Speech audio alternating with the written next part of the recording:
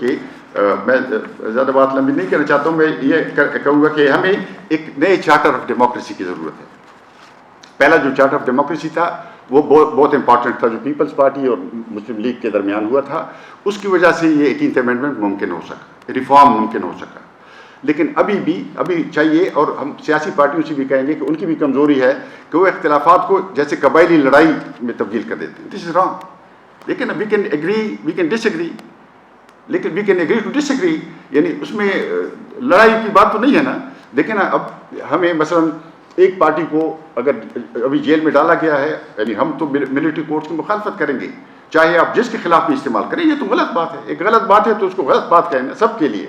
اور وہ جو لوگ ریپریشن کا شکار ہیں ان کو بھی چاہیے کہ تھوڑا سا اپنے اس پہ نظر ثانی کریں, جو پاسٹ کا ان کا رول رہا ہے اس میں نئے, اس میں they should sit with other people, because democracy can't go on without compromises, adjustments. اس کے بغیر تو نہیں ہوتا نا کہ میں جو کہتا ہوں وہی ہوگا, ایسا تو نہیں ہو سکتا. تو میں سمجھتا ہوں کہ ایک نیا چارٹر آف ڈیموکریسی, یعنی میری رائے تو یہ ہے, بابر صاحب کی بڑی پارٹی ہے, یعنی ان سے گزارش ہے کہ وہ ان کی اپنی پارٹی میں یہ بات اگر اٹھا سکیں کہ یعنی الیکشن سے پہلے اس طرح کا چارٹر آف ڈیموکریسی ہونا چاہیے. الیکشن تب نتیجہ خیز ہوں گے اور اس پہ پھر عمل ہونا چاہیے. دیکھیں نا, یہ جو مجھے یاد ہے 88 کے جو الیکشن ہوئے تھے, مجھے غوث بخش بزیزو صاحب نے بتایا تھا, ہمارے پرانے لیڈر تھے نیشنل عوامی پارٹی کے. اس نے کہا تھا کہ MRD movement for restoration of democracy, اس کا یہ فیصلہ تھا کہ پہلا الیکشن مارشل لاء کے خاتمے کے بعد ہم اکٹھے لڑیں گے MRD کے پلیٹ فارم سے. اس کے بعد پھر ہم بعد کے الیکشن میں کمپیٹ کریں گے, کیونکہ consolidation of democracy is very important. یہ جو آج کا ہمارا موضوع ہے, it's very extremely important. Pakistan میں it's very fragile, we can't afford this polarisation, جو پولیٹیکل پولرائزیشن. تو اس کے لیے میں سمجھتا ہوں کہ اب بھی کوشش کرنے کی ضرورت ہے. اور یہ مینلی پاکستان پیپلز پارٹی اور مسلم لیگ چونکہ میجر پلیئرس ہیں, تو ان کا ایک کام بنتا ہے کہ وہ عالی ظرفی کا مظاہرہ کریں اور ہاتھ بڑھائیں اپوزیشن کی طرف, جو ان کے مخالف ہیں ان کی طرف دوستی کے ہاتھ بڑھائیں. یہ ایک ملک ہے, اس کے لیے سب نے کام کرنا ہے, اور وہ اس کے بغیر نہیں ہو سکتا کہ ہم وی کلوز اور ranks for democracy. Thank you very much.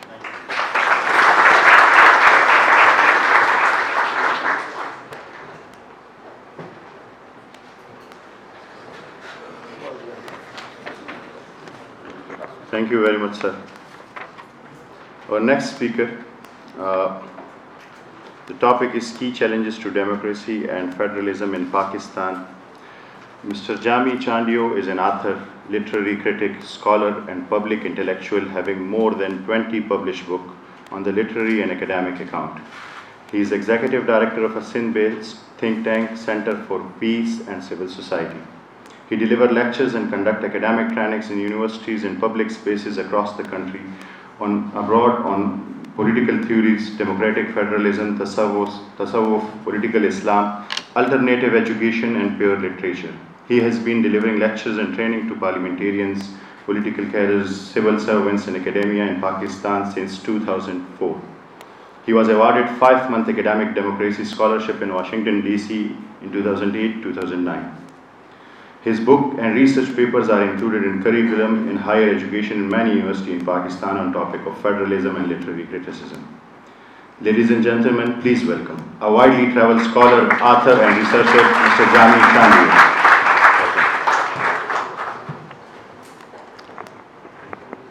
Thank you very much. Honorable Vice Chancellor, all the worthy panelists, faculty members, my friends from Shaoor Foundation, and above all, my dear students and young fellows.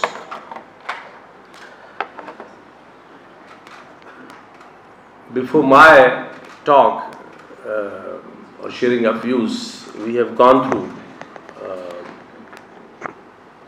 enlightening speeches and talks by worthy Vice Chancellor Sahab, Faratullah Babar Sahab, Afar Sahab, Khatak Sahab, and they have discussed and highlighted very pertinent challenges and questions of today's Pakistani society and state. And before my sharing of views, I really appreciate the intellectual courage that is exhibited by the Vice Chancellor, his entire team, and also Shaoor Foundation, that this conference is organized on this very important theme. And I truly believe that the crisis that we see in Pakistan today, it seriously merits critical discourse and discussion from various dimensions. And we all believe that universities are not supposed to offer only classroom teachings. Universities are supposed to do research. Universities are supposed to generate and create knowledge. And above all, universities are supposed to construct discourses in society. And this is how we can serve society. I think today's conference is a wonderful step. I was asked to share my views on some key challenges that we see in today's Pakistan, be it state or society, from the perspectives of democracy and federalism. Pakistan, by virtue of the constitution, happens to be, on one side, it happens to be a republic, a proclaimed republic, and on the other side, Pakistan is a federation. And we need to understand the common parallels between both the systems and some differences. Because in today's global world, we see many successful republics and democracies, but which are not federations. And there are federations which happen to be democracies, but there is one peculiar example of UAE that is a very successful federation, but yet it is not a democracy. So when we term the quiet democracy, it means a social contract between a citizen, an individual, and the polity. But on the contrary, when we talk about federalism or federations, it is basically a social contract among the constituent units. That's a very basic difference between democracy and federalism, and rest of all parameters are common. In Pakistani context, we all believe that we see variety of conflicts, we see variety of perennial crises in Pakistan, and before my speech, our honorable panelists have discussed those at length. But we all believe that crises don't come from the skies. They don't grow in the space. And in the modern world, all kinds of crises that we see in society, those have a direct relationship with the state and all the basic institutions and factors in a state. My first part would be that whatever we see in today's Pakistan, the long list of crises, those are logical consequences of happenings, distortions, denials, interruptions that we have witnessed in Pakistan throughout our history.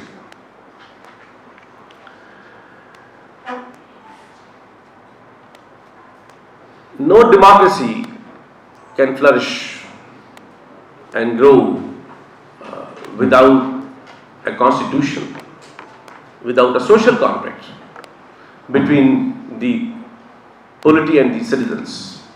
And same goes with federations, that no federation can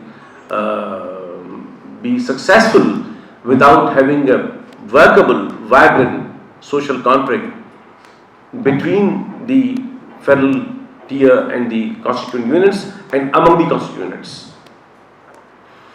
But when it comes to the Pakistani case study, we did not have our own indigenous, democratically made constitution for 9 years. We inherited constitutional legacy from British colonial masters, and that was the last constitution was 1935 India Act, and that continued till 1956. So Pakistan had its first ever constitution in 1956 that claimed to be a parliamentary form of federation, although it was unicameral. But the problem is that before making of 1956 constitution, we abolished all the provinces in West Pakistan, and one unit was made out of all the special territories, princely states and the provinces, and there were only 2 units. So I would say the very basic rationale or the federal spirit died on that day when we made 1 unit, because there were no provinces in West Pakistan. And that constitution did work not more than for 2 years. In 1962,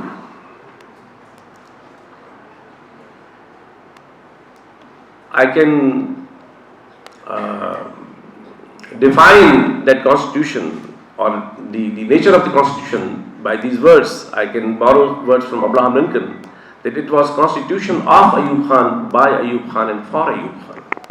It was not for the society, not for the provinces, not for the citizens.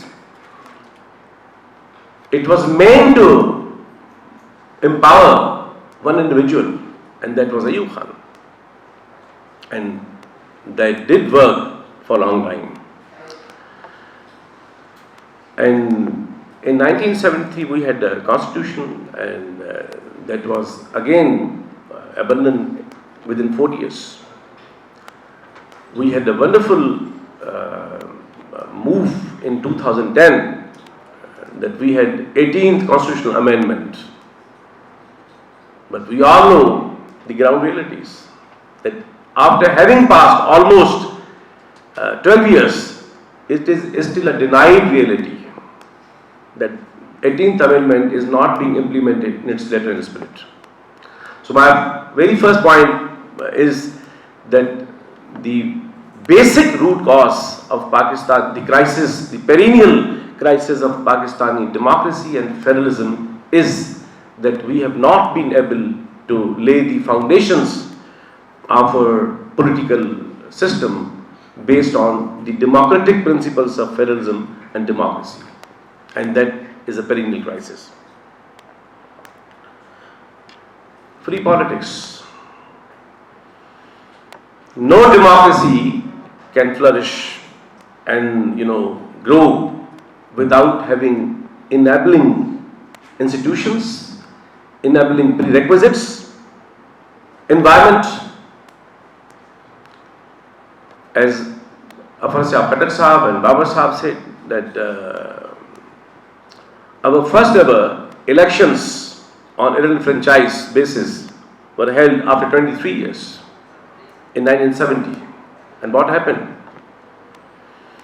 That first time the choice was given to the people, that they could have chosen the government of their own choice and the parliament of their own choice, and we did not honor the mandate of Awami League, and resultantly we witnessed that what happened.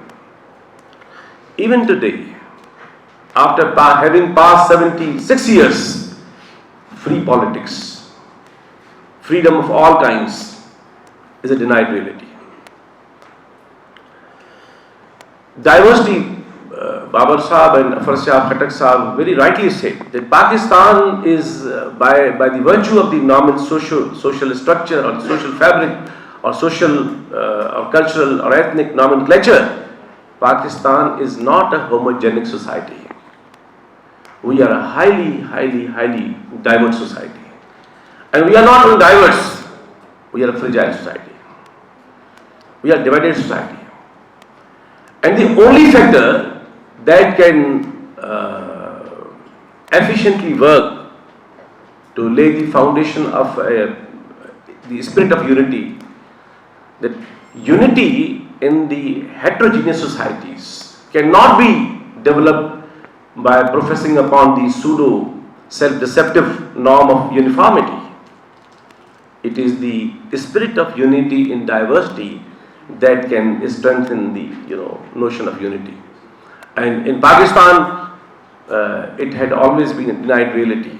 The diversity of all kinds, be it the diversity of the identities of the nationalities, or the status of the languages, or the cultures, or all kinds of religious identities.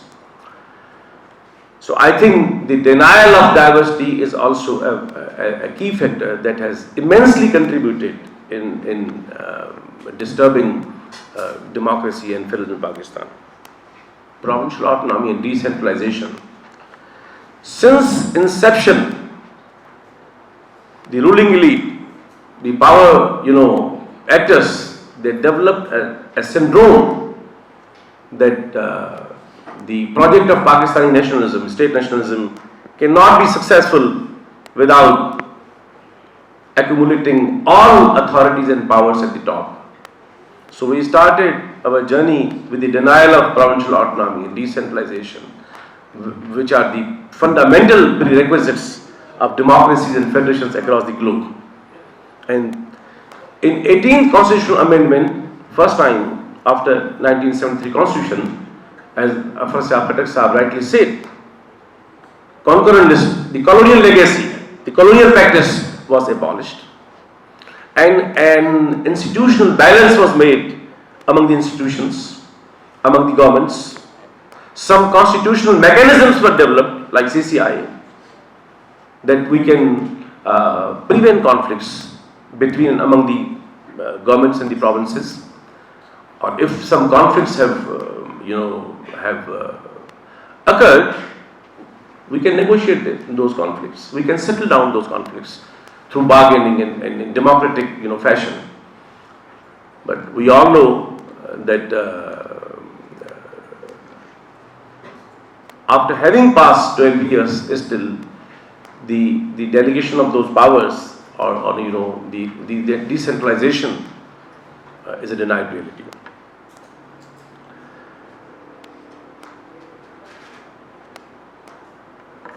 Security state. There's a big question for Pakistani state that whether we want to choose the paradigm or the way forward of an egalitarian or welfare state, or we continue with this failed hypothesis and paradigm of security state. I think this is also one of the root causes of what we are witnessing in today's Pakistan. Last thing in the first part of my talk, that in during European Renaissance, during French Revolution, democracy was basically product of emerging capitalism or emerging cosmopolitan societies, emerging middle class, and that happened on the building was raised on the graveyard of feudalism. Tribalism and democracy, they have a perennial inherent conflict. Democracy cannot flourish in feudal societies.